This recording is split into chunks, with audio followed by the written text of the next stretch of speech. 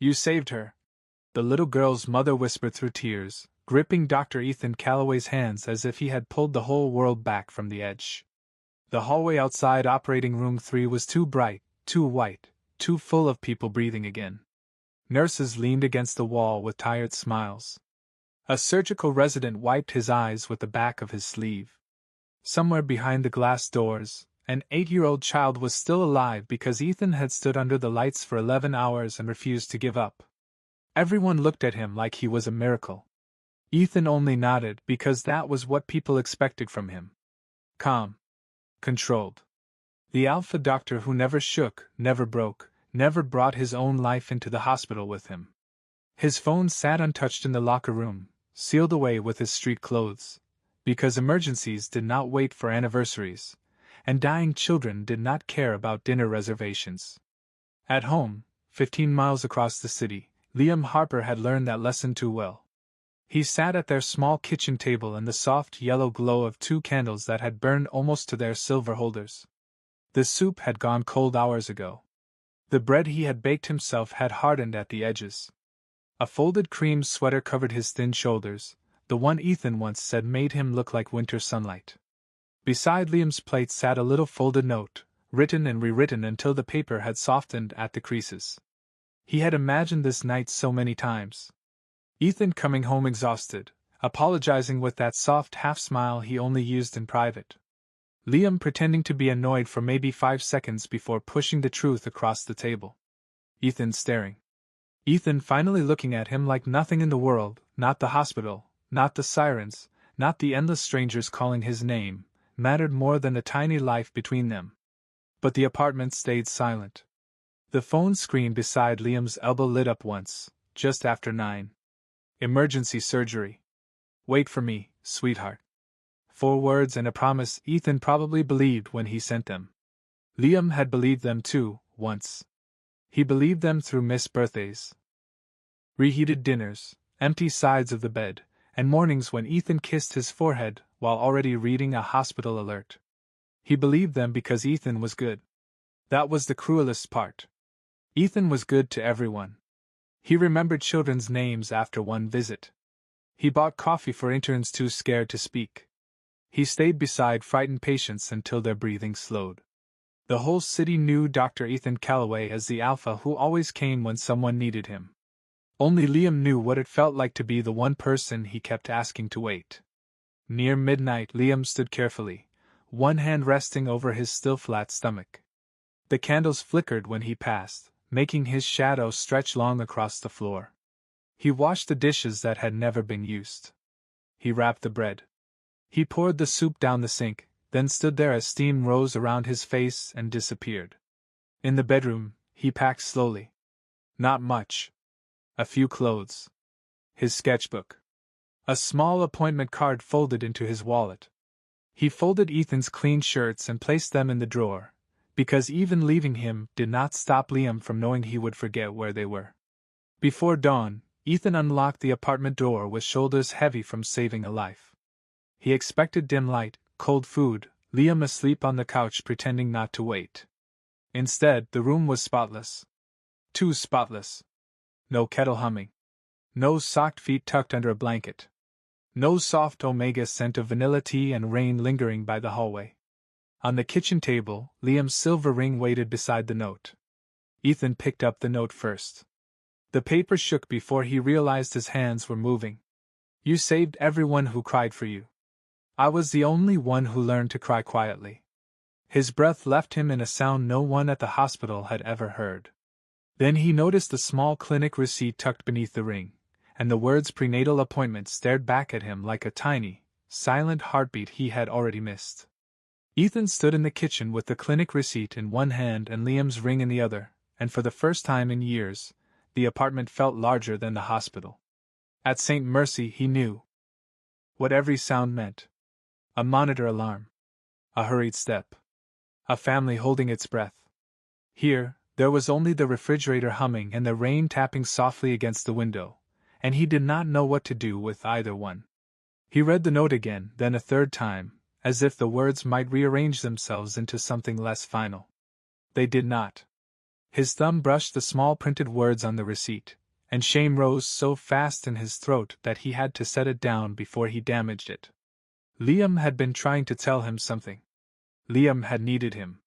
And Ethan had answered with 4 words he had sent too many times to count. Wait for me, sweetheart. He moved through the apartment like a stranger searching someone else's life. On the counter was a mug with a tea bag dried to the bottom, peppermint, the kind Liam used when nausea made food impossible. Ethan opened the refrigerator and found 3 covered bowls stacked neatly on the middle shelf, each labeled in Liam's careful handwriting. Monday, Tuesday, Wednesday. Under the labels were smaller notes, practical and gentle even in abandonment. Heat for 2 minutes. Add salt. Do not skip dinner. Ethan closed the door too hard, then flinched at the sound. In the hallway, Liam's rain boots were gone. His blue scarf was gone. The sketchbook he carried everywhere was gone. But Ethan's white coats had been washed and hung by the door, sleeves smooth, pockets emptied of old receipts and broken pens. That nearly undid him. Liam had left like someone cleaning up after a guest. Like someone who believed his absence should not inconvenience the man who had caused it. Ethan found the calendar near the pantry. Their 5th anniversary was circled in blue. Below it, in pencil, Liam had written, "Tell Ethan about the baby?" The words had been erased, then rewritten, then erased again so many times the paper was thin. On 2 other dates, the same question appeared, smaller each time. Tell him tonight? Maybe after his shift. He pressed his palm flat against the wall, suddenly unable to stand straight. He had thought silence meant peace. He had mistaken Liam's softness for strength without limits. His phone rang just after 6 in the morning. Mara Harper's name appeared on the screen, and Ethan answered too quickly. For 1 terrible second, neither of them spoke. Then Mara said, "Do not ask where he is." Her voice was low, exhausted, and sharper because she was trying not to cry. Ethan shut his eyes. "Is he safe?" Safe is a generous word. A drawer opened on her end, then closed. "He is with me for now. I am taking him to Vermont once the doctor clears him." Ethan swallowed. "Mara, I did not know. That is not the defense you think it is." The sentence landed quietly, which made it worse. He looked toward the bedroom, where Liam's side of the closet stood half empty. "I need to see him." "No. You need to understand why he left before you try to make yourself feel better by showing up." Ethan gripped the phone until his knuckles paled. His alpha instincts pushed at him, restless and frightened, demanding he go, find fix. But there was nothing in Mara's voice that allowed him to pretend he still had that right. "He called you last week," she said. "At 2 in the morning. He had a fever and could barely stand. He told me not to bother you because you were on trauma rotation." Ethan remembered that night. He had slept 4 hours in the on-call room and woken to a text from Liam that said, "Hope your shift is okay." He had answered with a thumbs-up emoji because he was already walking into rounds. The memory burned. Mara exhaled shakily. "He used to sleep on the left side of the bed because it was closer to the hallway. He said he liked hearing your key in the door before you came in. Did you know that?" Ethan did not answer. He could not. Mara understood anyway. "There is an envelope in the drawer under the coffee table. Read it. Then decide whether you still think this happened overnight." The call ended. Ethan walked to the living room with legs that felt unsteady beneath him. In the drawer, beneath a stack of old takeout menus and Liam's colored pencils, he found a cream envelope from a clinic he did not recognize. His name was not on it. Liam had never shown it to him. Inside were test results, appointment notes, and one phrase highlighted in yellow, "Early. Signs of bond exhaustion due to prolonged emotional distress." At the bottom of the page, Liam had written a single question in the margin, so small Ethan almost missed it. "Can a bond die before the people do?" The clinic report stayed open on the coffee table long after the sun came up, but Ethan could no longer read it. The highlighted words blurred until they became something older than medicine, older than regret. Prolonged emotional distress. He had spent half his life diagnosing pain in strangers, and somehow he had lived beside Liam's without naming it. The first time Ethan met him, Liam had been sitting in the pediatric waiting room at St. Mercy with a little girl asleep against his shoulder, and a melted ice pop dripping onto his jeans. She was not his daughter. Ethan learned that later. She was the child of Liam's neighbor, rushed in after a playground accident because her mother was working a double shift. Liam had followed the ambulance in a borrowed car, pale and breathless, carrying a backpack full of crayons, snacks, and 2 mismatched stuffed animals. Ethan remembered stepping into the room, already wearing his hospital face, cool and efficient, the one that made nurses straighten and parents stop panicking. "Family only," he had said. Liam had looked up at him with rain-gray eyes and a stubborn lift to his chin. "Then pretend I am family until her mother gets here." It should have annoyed Ethan. Instead, he noticed the child's untied sneaker first, the way Liam kept glancing at it as if one loose lace could become another disaster. Without thinking, Ethan crouched in front of the chair and tied the small shoe himself. Liam went very still. "You did not have to do that," he said. Ethan stood, smoothing his coat. "Someone was going to trip." It was the kind of answer that sounded cold to anyone listening. Liam smiled anyway, soft and surprised, as if he had heard the gentleness Ethan had tried to hide inside practicality. That was how it began. Not with fireworks. With a shoelace. With peppermint tea from the vending machine because Liam's hands were shaking. With Ethan walking him to the parking garage after midnight, saying nothing when Liam's old sedan refused to start, then silently calling a tow truck and standing between him and the winter wind. In public, Ethan was almost impossible to read. At the hospital, he spoke in clipped sentences, gave orders without raising his voice, and moved through chaos like a man carved from ice. But Liam learned the private language beneath it. A fresh coffee left beside his sketchbook meant, "You look tired." A blanket placed over his knees meant, "I noticed the window was open." 2 fingers resting briefly at the back of Liam's wrist meant, "I am here, even if I do not know how to say it." For a while, that was enough. More than enough. Liam fell in love with the quiet version of Ethan, the one who bought extra blueberry muffins because Liam always said he was not hungry, and then ate half of one in tiny bites. The one who read picture books aloud in a flat, serious voice when Liam was testing illustrations for work, making him laugh so hard he covered his face with both hands. The one who came home after terrible shifts and stood in the doorway until Liam opened his arms first, as if asking permission to be human. Then the promotion came. Chief of Emergency Surgery. More responsibility. More calls. More people needing Dr. Calloway before Ethan could remember he was also someone's home.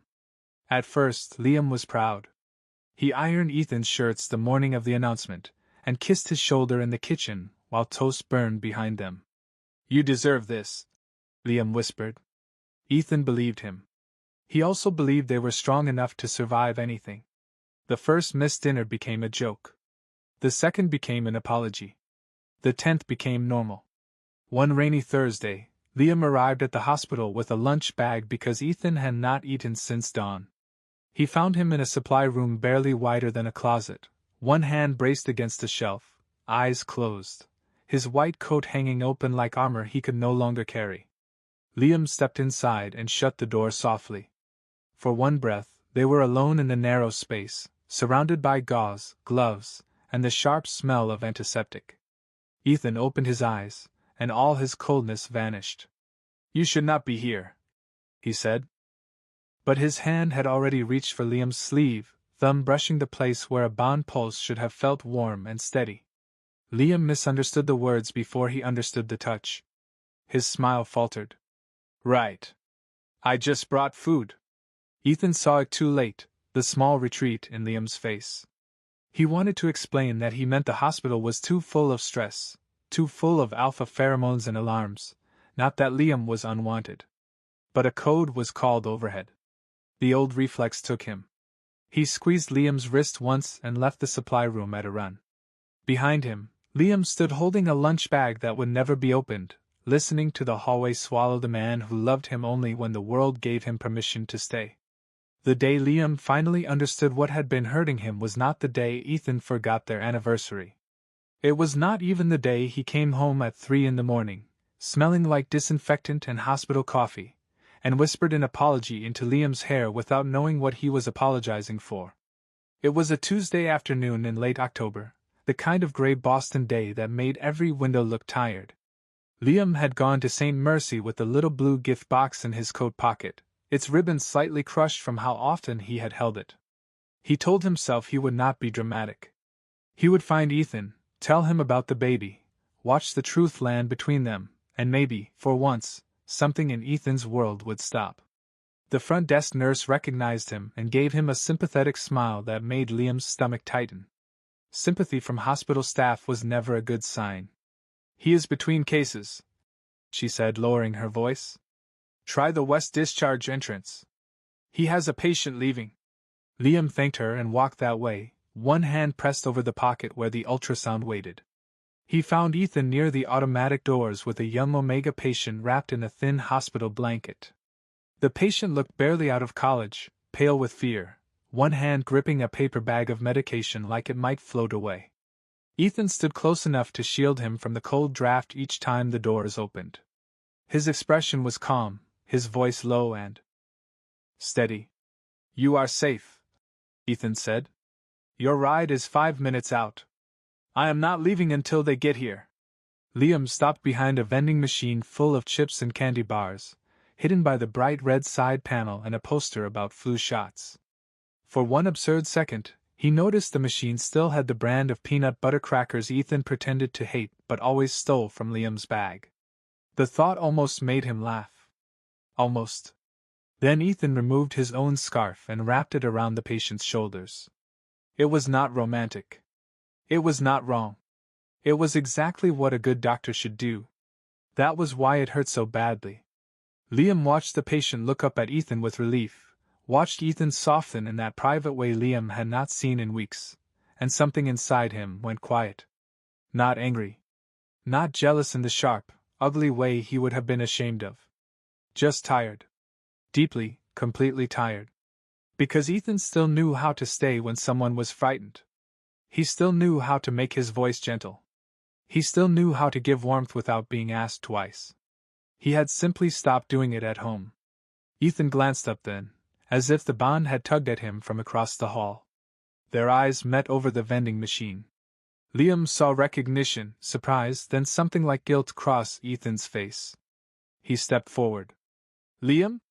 The Omega patient followed Ethan's gaze, and Liam saw the misunderstanding bloom instantly, awkward and helpless.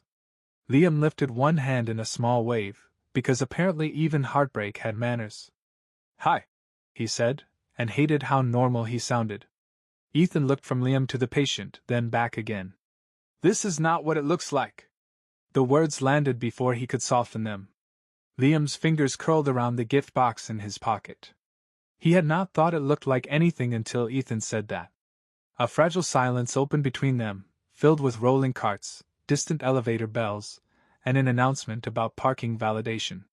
Somewhere nearby, a child complained that the hospital pudding tasted like sadness, and the child's father whispered, "Buddy, all pudding does."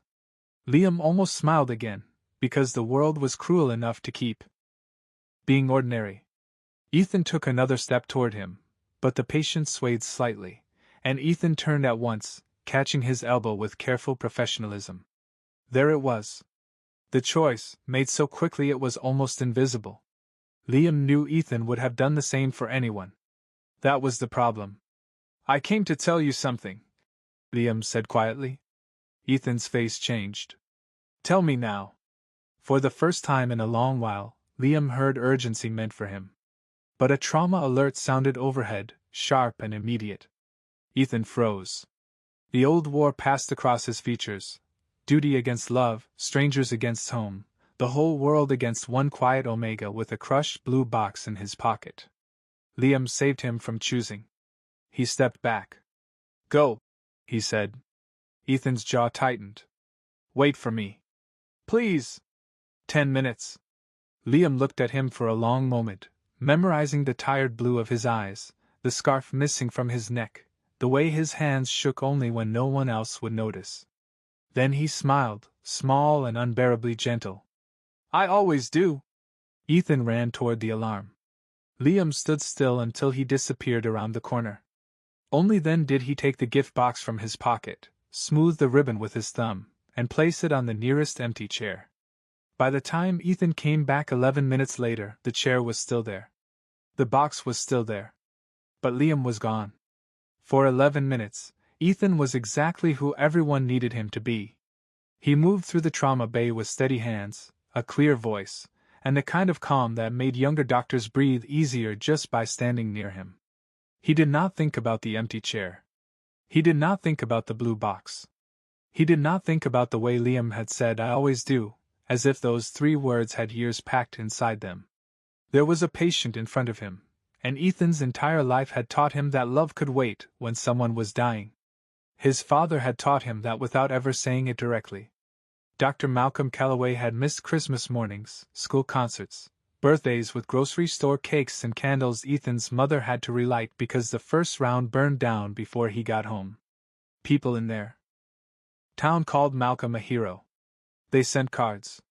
They dropped off casseroles. They stopped Ethan in supermarkets and said, "Your dad saved my brother."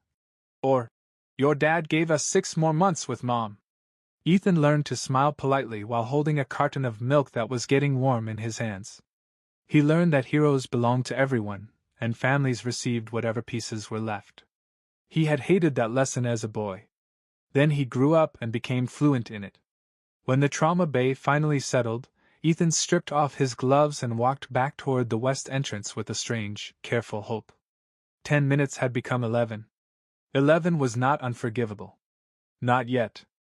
Liam would be annoyed. Liam would make that quiet face, the one where he said everything was fine while reorganizing the spice rack with terrifying precision. Ethan would apologize. He would mean it. He would open the box, whatever it was, and this time he would listen. But the chair beside the vending machine was empty. The blue box sat alone under the fluorescent light, small and bright and abandoned. Ethan picked it up with fingers that suddenly felt useless. Inside, the ultrasound photo lay on top of the pregnancy test like a secret too heavy for paper. For a moment, the hallway sounds dimmed, the squeak of sneakers, the elevator chime, a nurse laughing tiredly at the front desk. All of it moved around him while he stood still. Liam had come to tell him he was going to be a father. Ethan had asked him to wait. Again. His phone buzzed in his coat pocket, and he nearly dropped the box reaching for it. 7 missed calls from Liam. 1 voicemail. Then a call from Noah Bennett. Ethan answered before the first ring finished. "Where is he?" There was a pause on the other end, full of hospital noise and something worse. "Ethan," Noah said, and the use of his first name felt like a warning. "Liam is in observation." Ethan turned so fast and in turn stepped out of his way. "What happened?" "He was at the bus station. He had severe cramping and almost fainted. He called you first." Ethan closed his eyes. The hallway tilted, not enough for anyone else to notice, just enough for him to understand that the ground had never been as solid as he believed. "I was scrubbed in."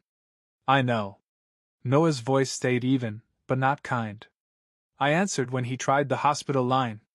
He asked me not to tell you until your case was done." That was Liam. Even scared. Even alone. Still protecting Ethan's work from becoming Ethan's guilt. "Is the baby?" Ethan could barely finish. "Stable for now. Liam is exhausted. Dehydrated.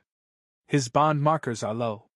Noah exhaled, and in the silence after it, Ethan heard all the things his friend was choosing not to say at work. Then Noah said them anyway. "Your Omega almost lost the baby while you were being thanked for saving someone else's." Ethan found Liam behind a half-closed curtain in a quiet observation room, pale against the pillow, one hand curled around the unfinished cream scarf he had been knitting for Ethan since September. Mara sat beside him, her eyes red, her jaw tight. She did not yell. She only looked at Ethan the way people look at a door that failed to lock during a storm. Liam stirred before Ethan could speak. His lashes lifted, slow and heavy. For one breath, Ethan saw the man who used to wait up with soup and sleepy smiles. Then Liam focused on him, and his first words were not accusation, not anger, not even his own fear. "Did the little girl make it?"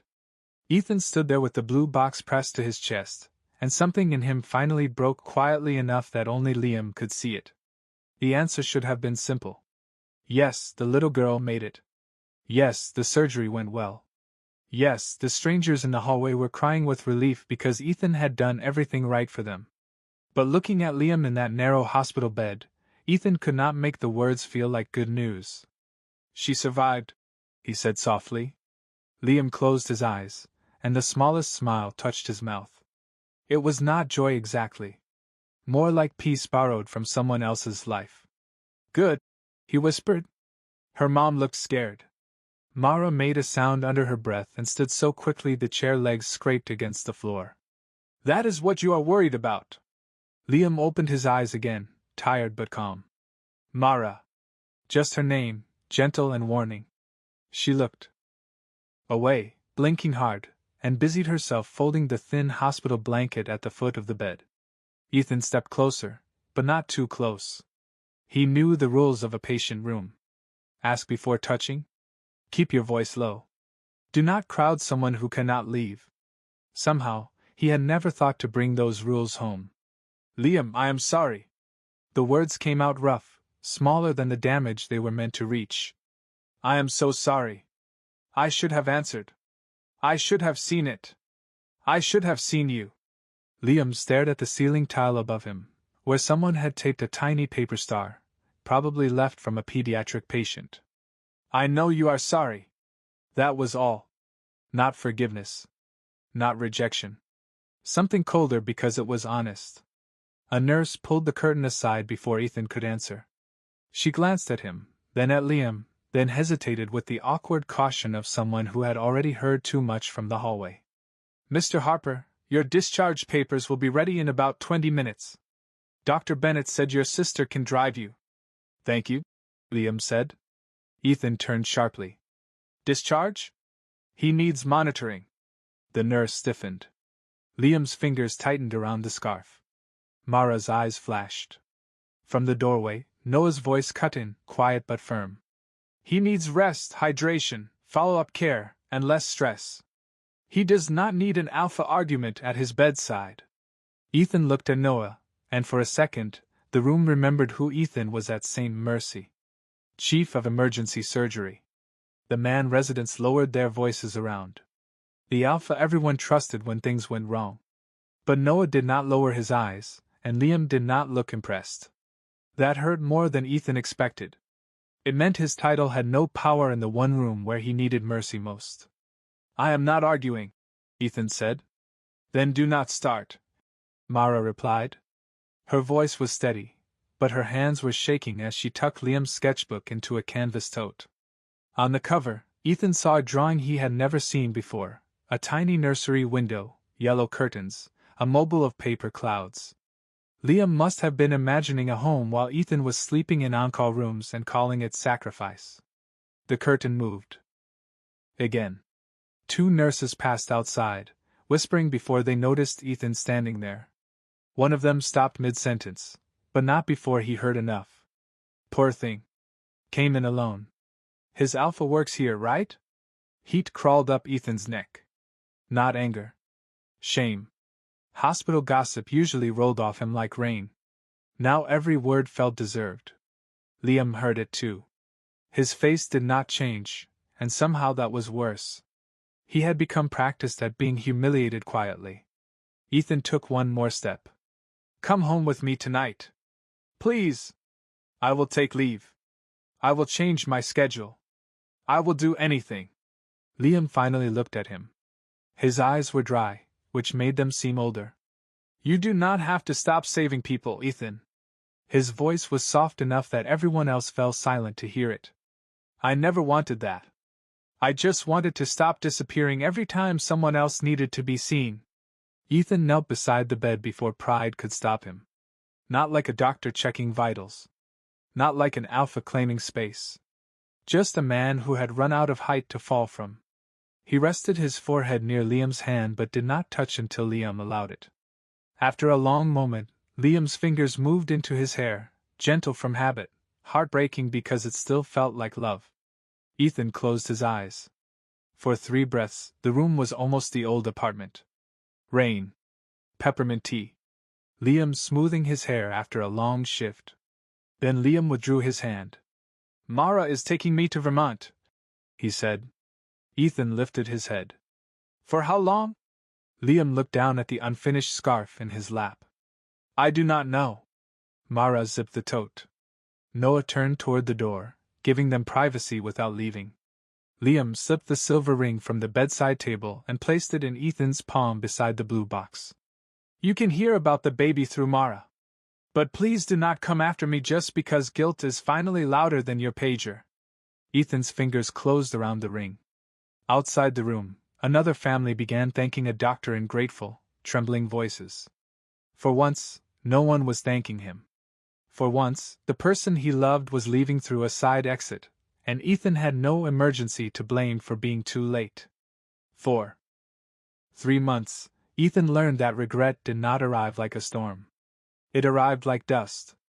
Quietly. Everywhere. On the untouched side of the bed. On the second coffee mug he still washed every morning before remembering no one had used it. On the cream scarf Liam had left unfinished, folded in the top drawer like a sentence that stopped halfway through. He did not go to Vermont. Not once. Every alpha instinct in him wanted to drive north, knock on Mara's door, and beg until Liam either forgave him or hated him out loud. But Liam had asked for distance, and for the first time, Ethan treated something Liam said as more important than what Ethan felt. So he stayed away. He changed his schedule.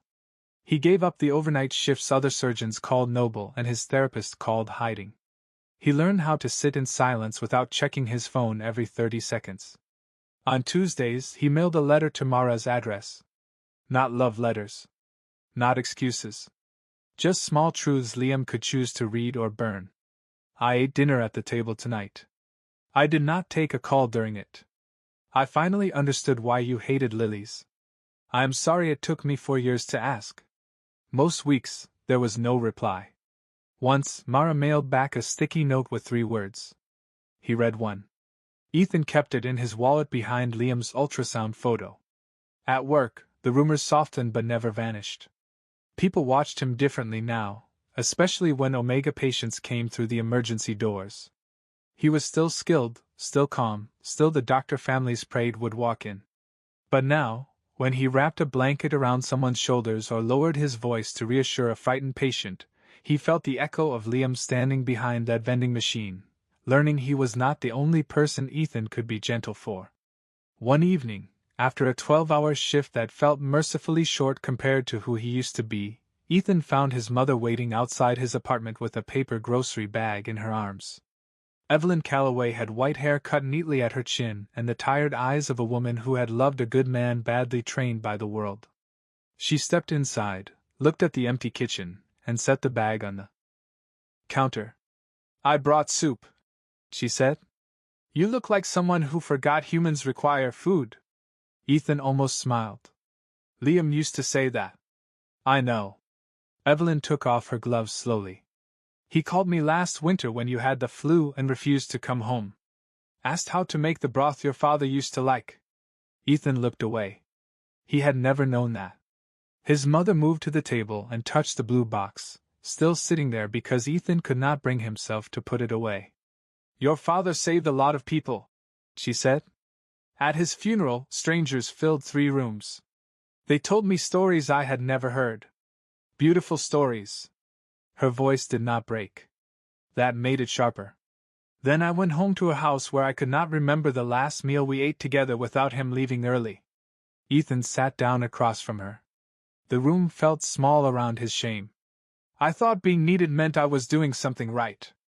Evelyn's eyes softened with grief, not comfort. Being needed is easy for men like you. Being present is harder. The words went in clean and deep. Ethan reached into his pocket and took out Liam's ring. He carried it everywhere now, not as a claim, but as evidence. His mother looked at it for a long moment. Do you want him back? She asked. Or do you want the pain to stop? Ethan closed his hand around the ring. The answer came quietly. I want him to feel safe, even if it is not with me. Evelyn nodded once, as if that was the first honest thing he had said. The next morning, Mara called before sunrise. Ethan answered on the second ring, heart already racing, but he said nothing. He had learned not to fill silence just because it scared him. Mara's voice was tight. Wind roared on her end of the line. There is a storm in Vermont. The clinic lost power. Liam went into labor early. Ethan stood in the dark kitchen, Liam's ring still warm in his palm, while snow began to fall against the Boston window like the world had gone suddenly white. Before leaving, Ethan saw the unfinished text on his phone. I am coming. He deleted it. Liam had not asked for a promise. He needed help, not another sentence to wait for. Ethan drove north before the city had fully woken, but he did not drive like a man chasing forgiveness. He drove like a man who had finally understood that love was not proven by arriving loudly. It was proven by arriving correctly. The highway out of Boston turned white mile by mile, salt trucks crawling ahead with flashing amber lights, windshield wipers beating a frantic rhythm against snow that seemed determined to erase the road. Mara called twice with updates, each one shorter than the last. Liam was early. The clinic was running on backup power. The local doctor was competent but exhausted. The baby's heartbeat was steady, then uncertain, then steady again. Ethan kept both hands on the wheel and forced himself to breathe the way he taught panicked families to breathe. In for 4. Hold. Out for 6. It did not make him calmer. It only kept him from falling apart.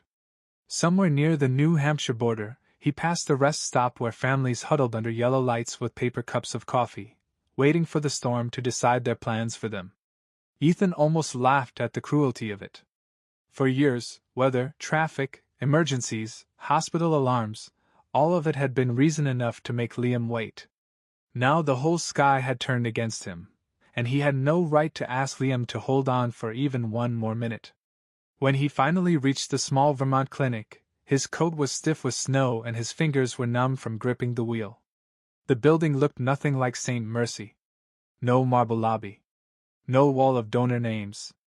Just a low brick clinic with a crooked wreath on the front door, half the parking lot buried under drifts, and one flickering sign that read urgent care in tired blue letters. Inside, the waiting room smelled like wet wool, coffee, and old radiator heat. A toddler slept across 2 chairs under a puffy purple jacket. An elderly man argued softly with the vending machine, insisting it had taken his dollar in a tone usually reserved for major betrayal. Under any other circumstance, Liam would have smiled at that. The thought hit Ethan so sharply he had to stop near the door. Mara appeared from the hallway, her braid loose, her face pale with worry. For 1 second, she looked like she might tell him to leave. Ethan would have. He had decided that in the car. If Liam did not want him there, he would shovel the clinic steps, fix the generator, sit in the parking lot until someone told him the baby was safe. But Mara only looked him up and down and said, "Do not make this about you." Ethan nodded. "I will not. Do not touch him unless he asks." "I know." Her mouth tightened, as if she had expected the old Ethan to argue and did not know what to do with this one. She led him down a narrow hall where the lights dimmed every few seconds. Behind a closed door, Liam's voice broke through, low and strained, and Ethan's entire body moved toward it before he stopped himself. Mara noticed. "He is scared," she said quietly. "And he is angry that your scent still makes him feel safer." That sentence did more damage than blame could have. Ethan stared at the closed door. "Does he know I am here?" "Yes." "What did he say?" Mara looked away. "He said you should not have driven in this storm." Of course he had. Even now, Liam was worried about Ethan arriving hurt more than Ethan arriving late. A nurse hurried past carrying a battery lantern, and the hallway went dark for one full breath before the backup lights buzzed weakly back to life. From inside the room, the doctor called for another lamp. Ethan took off his coat and handed it to Mara. "What do they need?" "Power. Warmth. Steady hands." Ethan looked at the room, then at the supply closet across the hall. "I can give them 2 out of 3. For the next hour, he did not stand beside Liam's bed. He did not announce himself as a surgeon from St. Mercy. He found extra blankets in storage. He helped the nurse move a portable heater closer to the door without overloading the circuit. When a window latch would not hold against the wind, he wedged his folded scarf into the gap to stop the icy draft. It was ridiculous, almost embarrassingly small, a world-famous doctor fighting a Vermont window with a scarf, but it mattered. The room grew warmer. Liam's breathing steadied. Then the door opened. The nurse looked at Ethan. "He is asking for you." Ethan stepped inside slowly. Liam lay pale against the pillows, damp curls clinging to his forehead, one hand gripping the sheet. His eyes found Ethan's, guarded and terrified and bright with pain. Ethan stopped just inside the door. "I am here," he said. "Only if you want me to be." Liam's mouth trembled. For a moment, he looked like the man at the kitchen table with a blue box and too much hope. Then he reached out one shaking hand. "Do not tell me to wait." Ethan crossed the room and took his hand as gently as if it were something sacred. Never again. Outside, the storm pressed hard against the glass. Inside, the lights flickered once, twice, and Ethan lifted the battery lamp with his free hand, holding it above Liam until his shoulder began to shake. He did not lower it. He did not look away. And when the first small cry finally filled the room, Ethan felt Liam's fingers loosen in his hand just before his eyes fluttered closed from exhaustion. Liam woke the next morning to a room full of winter light and quiet machines. For a few seconds, he did not remember the storm, the clinic, or Ethan's hand holding his while the world outside disappeared under snow. Then a soft sound came from the clear bassinet beside him, small and impatient, and everything inside Liam moved toward it. His son was wrapped in a blue blanket with tiny white clouds on it, his face red and wrinkled and perfect in the unreasonable way newborns were perfect. Oliver Harper, the nurse had written on the card, because Liam had chosen his own last name first. Ethan was not in the room. That should have hurt. Instead, it let Liam breathe. Mara told him later that Ethan had slept sitting upright in the hallway, boots still wet, coat folded under his head, because Liam had not invited him inside after the delivery. When the nurses tried to wake him and offer a cot, he had only asked if Liam and the baby were stable, then closed his eyes again outside the door like a guard who finally understood he was not owed entry. On the third afternoon, Liam asked to see him. Ethan came in freshly shaved but exhausted, holding his hands at his sides as if afraid they might reach for something without permission. The old Ethan would have filled the silence with plans. Pediatric appointments. Housing. Legal paperwork. Ways to fix the future before anyone could ask whether it wanted to be fixed. This Ethan only stood near the chair and said, "He is beautiful." Liam looked down at Oliver. "He is loud." Ethan's mouth softened. "That is fair. He has strong opinions." It was such a small joke, so careful and human, that Liam almost smiled. Almost. Ethan saw it and did not chase it. That mattered. For a while, they listened to Oliver breathe. Then Liam reached into the drawer beside the bed and took out the cream scarf, the unfinished one Ethan had carried from Boston without knowing Mara had packed it. The needles were still tucked through the last row. "I was making this for you," Liam said. Ethan looked at it like it could wound him. "I know. I am not finishing it." His voice stayed gentle. That was important. This was not punishment. This was truth. "I need to finish other things first. My degree. My illustrations. Learning how to be his father without teaching him that love means waiting by a window." Ethan nodded once, but his eyes shone. "You should." Liam placed the scarf in Ethan's hands. "Keep it unfinished." Ethan understood. The thing between them was not repaired. It was not thrown away either. It was simply no longer something Liam would complete by himself. Weeks passed before Ethan moved to Vermont. Not into Liam's house. Not even onto his street. He rented a small apartment above a hardware store 12 minutes away and arranged part-time coverage at the county clinic 3 days a week. On the other days, he drove to Boston for surgeries and came back when he said he would. Sometimes Liam let him hold Oliver. Sometimes he did not. Sometimes they spoke easily over grocery bags and diaper boxes.